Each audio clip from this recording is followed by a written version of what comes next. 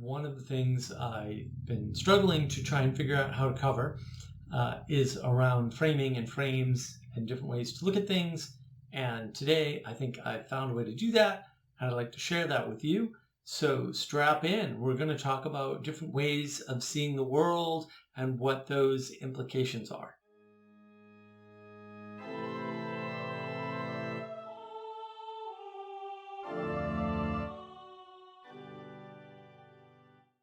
So what I figured I'd do is use the American so-called revolution. I call it a rebellion for good reasons.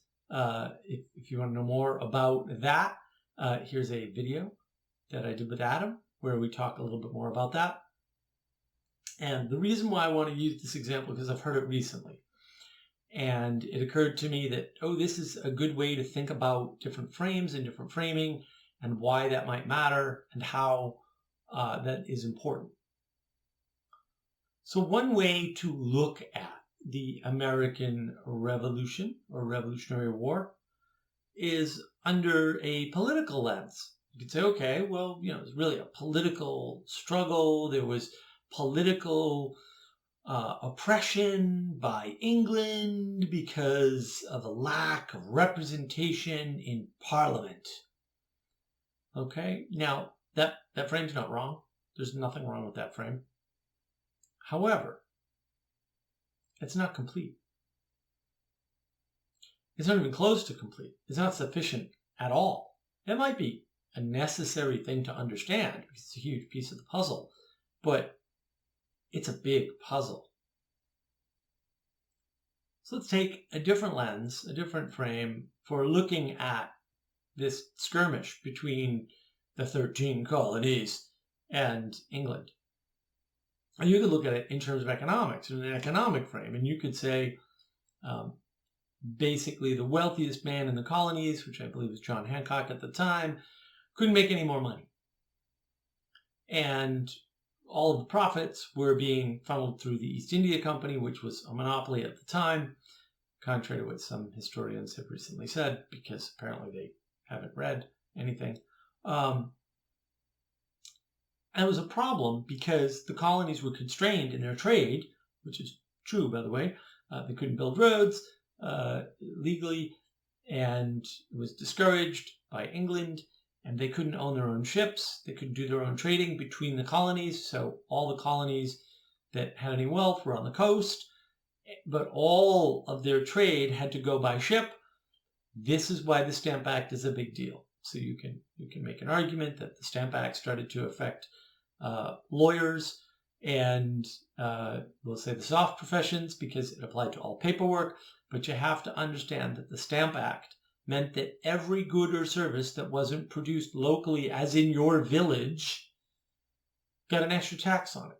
Everything you bought, everything. It wasn't just about letters. It was about all goods and services that were coming from any other place, basically. It's kind of a big deal, right? And the fact that we couldn't do our own trade meant that the colonists were constrained in how much total money they could make, and that they were always being held down economically by the East India Company in particular, although there might have been other entities engaged. But I believe all of the ship ownership had to go through and shipments had to go through English owners. So that's another way to look at it. Again, big piece of the puzzle, right? Why would these men sponsor this hopeless war? It certainly looked hopeless at the time, that they didn't want. Like they wanted to be loyal British citizens, Well, why would they do this? Well, economically, it actually kind of made sense. So now we have two very useful and important lenses, two puzzle pieces. These are insufficient. They're insufficient. So there's another frame that you can use to look at this through, which is a religious frame. And you could say, look, these colonies were all made up of religious outcasts who were thrown out of England for their beliefs, or at least it was made very uncomfortable for them to maintain their religious beliefs within England, or Great Britain in general, I guess. So they ended up, for example, the Plymouth colonists ended up in the Netherlands. And then they petitioned the king, and the king said, all right, well, I'll put you over here, where you'll still be my loyal subjects, right?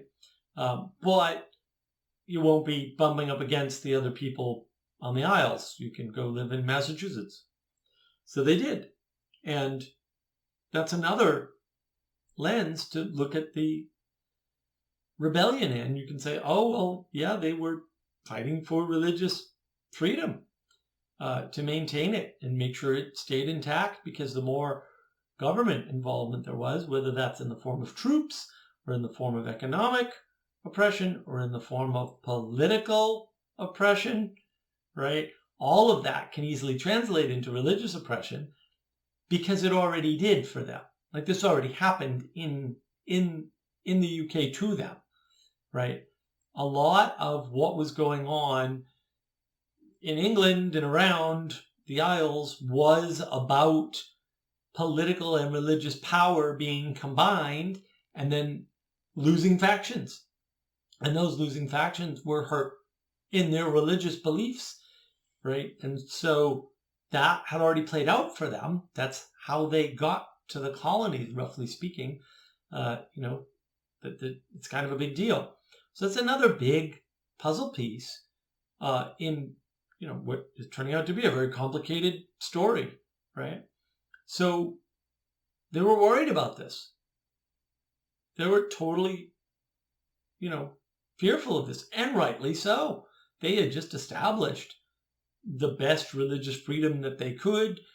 It wasn't bloodless. There was plenty of fighting between the colonies on religious grounds. That happened. Protestants tend to do that. I don't know what to tell you. They aren't the only ones. Like, religious wars are there, but that doesn't resolve. So, sort of a thing that happens. But when you look at that, you say, okay, well, that's a huge piece too. And it is. It's absolutely a huge piece. So now we've got another frame, another lens to look at this in. None of these lenses are wrong. They're all correct. That's the problem. And I don't think you can get to the point of the American Rebellion, right? This actual war with England without all of this being a factor. Like, you need real reasons to do this. And why would this be a big deal? Well, look, these guys were subjects to the king, and they wanted to be subjects of the king. They wanted that. They wanted to be a part of that. A lot of the argument, as you look into the history, is them petitioning the king for relief from the parliament, the newly formed and newly minted parliament. And there'll be a video out by now with Adam about this very issue of monarchy and the whole collapse of the monarchy in England and what it meant and things like that. So I'll link that here. So there's this big reason for them not to want to go away. They just wanted to change. Parliament's doing what they consider to be unfair things. We can argue about how unfair, whether or not they're unfair. They're significantly unfair by any standard, even by the standard of the day, which is why they had supporters. They didn't have any representation in Parliament, and yet they had supporters in Parliament who didn't agree with them religiously, didn't agree with them about the power of the king, but still saw the unfairness to the point where they were willing to stick up for the colonies, in some cases they had never been to. It's kind of a big deal. And there's another frame to look at this fight for the colonies' freedom in, and that is Enlightenment values. You could say, oh, they are the enactors of Enlightenment values. And that's an important frame, but it's mostly a philosophical frame. And it boils down to virtues and values, right? And so the cause of liberty and freedom is a philosophical frame, and it's very much based on a religious frame because it's virtues and values, which is religious. Philosophy doesn't really deal with virtues and values. It mentions them, but it never really, isn't designed to fix them. Like, it's not designed to discuss them. It's designed to say they're there and therefore what do we do? It doesn't tell you to prioritize them. It doesn't tell you when to swap them out. It doesn't tell you any of that. It's good to know. It's good to know. So it's sort of the same frame with different wording. It's just saying, the religious freedoms, right, or the freedoms to be virtuous in the way that they saw fit, right, the freedom to be represented by the government that was ruling over them, right, falling on deaf ears with the king. You can argue the king didn't have any power. That seems unlikely. The king seemed to have power to wage war over the colonies and not power to free them from the constraints of Parliament. Maybe, but that's kind of weird. He certainly did have some power over them if he could keep the war going, which he most certainly did.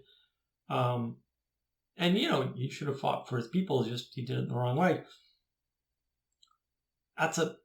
It's kind of a religious frame. And there are other ways to look at this, right? You can look at it as a small skirmish in a large war. There's a war going on between England, France, and Portugal, roughly speaking, and there's a fight over resources, including all 26 colonies that England had at the time, not just the 13 that actually managed to escape, as it were. And interestingly, of course, after the treaty was all signed and England gave up and said, all right, guys, you can have what you want, they gave us very generous terms in the U.S., the newly minted 13 free colonies, United States, because a strong colony that was still actually loyal to English interests and remains that way for reasons which annoy me and maybe shouldn't exist anymore, was good for them.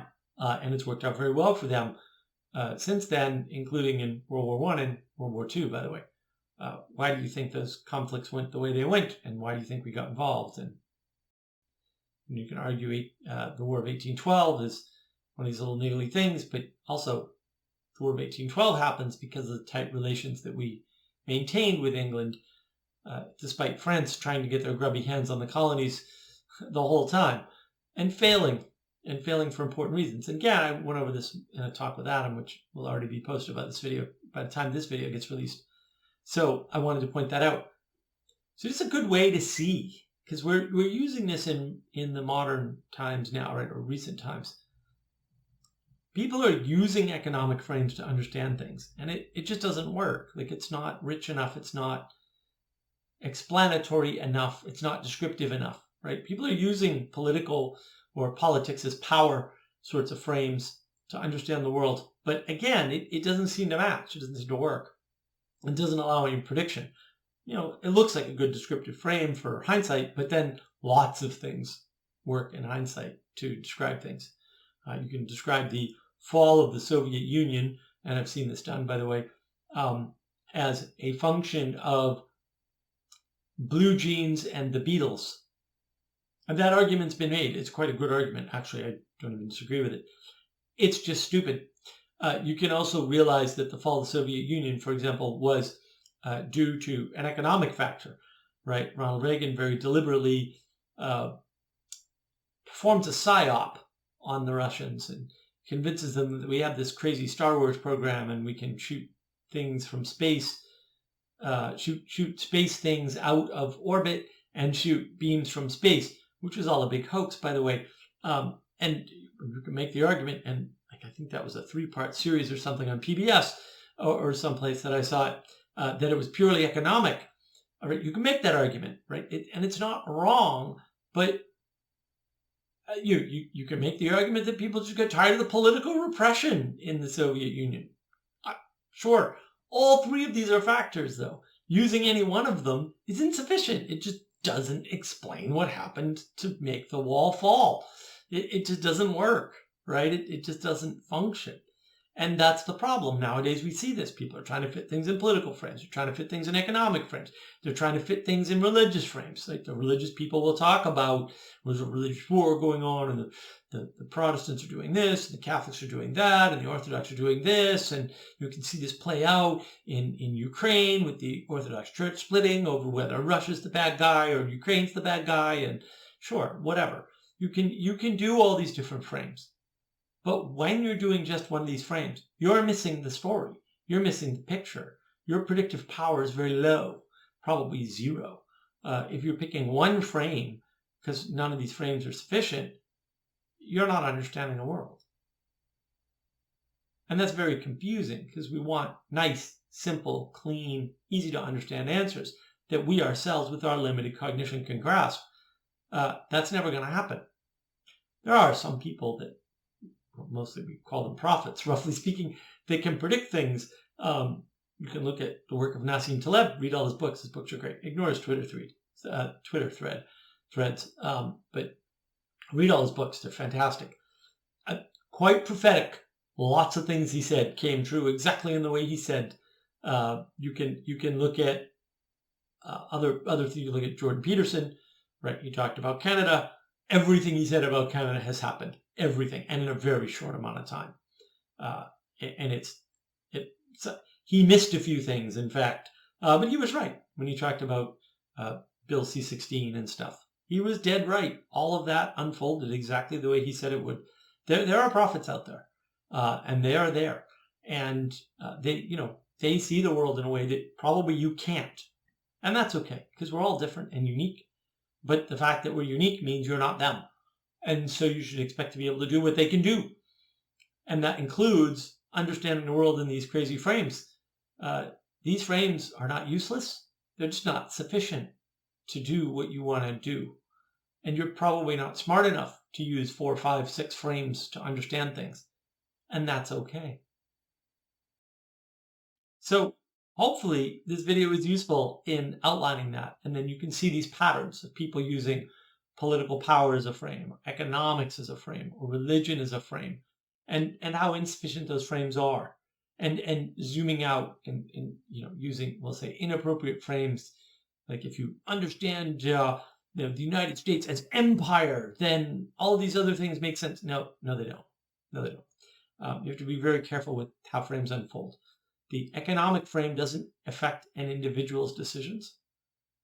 It's more talking about how individual decisions coalesce at a higher layer.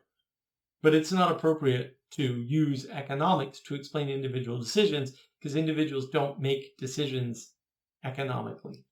I'm not saying that's not a factor. It certainly influences their decisions, but it doesn't control them and it doesn't have much influence at all. So hopefully you can see this pattern. And I've laid it out as clearly as I can. I've been struggling with it literally for 2 years. Hopefully I've done a reasonable job. And if you have questions or you want to know more, you know what to do. Leave some comments. It's lovely to have all these new users. I hope you'll engage more. I need more engagement so I can get you better videos. It's a cooperation here. I can't really do this alone. I don't do this alone. I have a lot of help, and I want more help from everybody to give me feedback and comments so that I can do a better job of getting this information out to you. Watch some of my early videos. I know some people have been running through the early model videos. I think they're super important. I've recently been exposed to some clips, and I really like my clips. Some of them are quite clever, I think. And hopefully feedback on that, because I'll redo videos if there's concepts that you need help with. So just let me know. Let me know in the comments. Give likes. Tell your friends. Trying to get the channel a little bit more viewed and watched, because it's a very exciting time. And thank you all for your engagement. And most of all, I just want to take this time to thank you, as I hopefully always do, for your time and attention.